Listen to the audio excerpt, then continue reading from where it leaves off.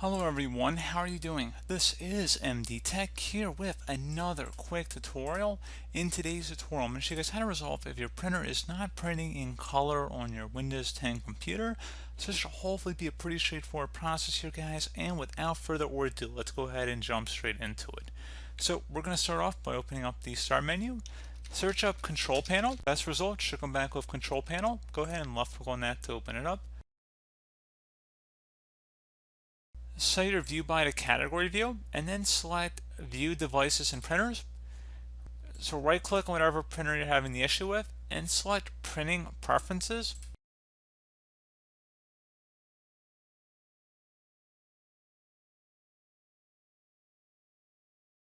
So underneath additional features, if grayscale printing was enabled or checkmarked, you want to uncheck that option. So just uncheck it. Or if you also saw a color option, you might see that too. Different printers have different settings, so just remember that. There may be a section that says color options perhaps, and it'll say print in color or grayscale. So you really want to look for a grayscale if you don't see anything about colors, and just uncheck it. You want to change it back to color, and you can see the preview changes up there depending on what you select.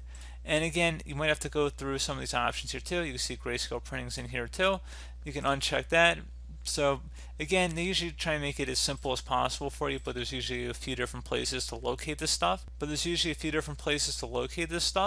So once you made the change, if you have to disable grayscale, just select apply and OK to save it. Restart your computer, and that should be about it. You might want to restart your printer too. So once you've done all that, hopefully you should be good to go.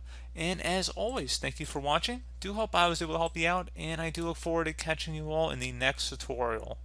Goodbye.